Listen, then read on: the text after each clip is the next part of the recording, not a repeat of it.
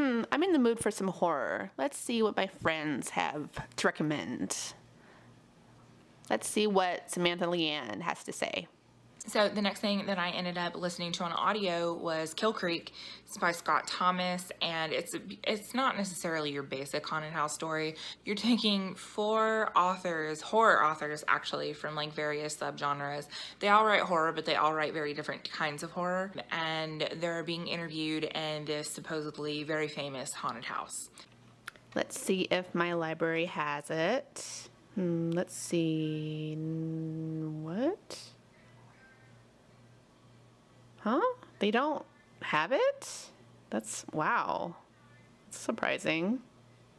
Well, let's see what Carla recommends. Next up, I want to talk about a smaller horror author.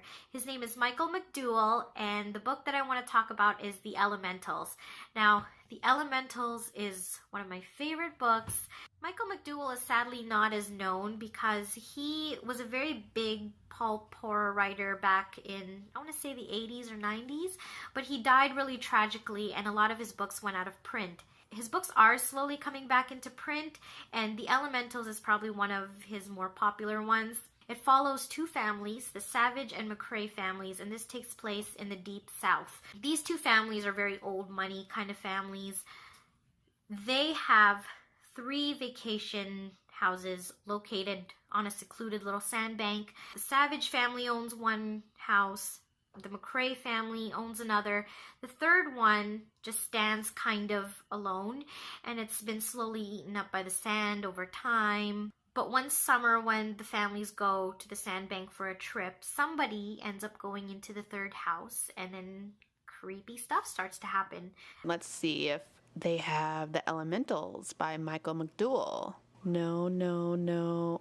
Seriously? Again? What is happening? Okay, I guess I can try one more person. Let's see what Alex at Hey Little Thrifter has to recommend today. Next up, I read We Sold Our Souls by Grady Hendrix.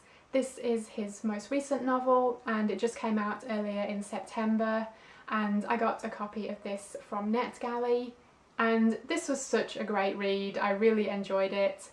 This is about Chris.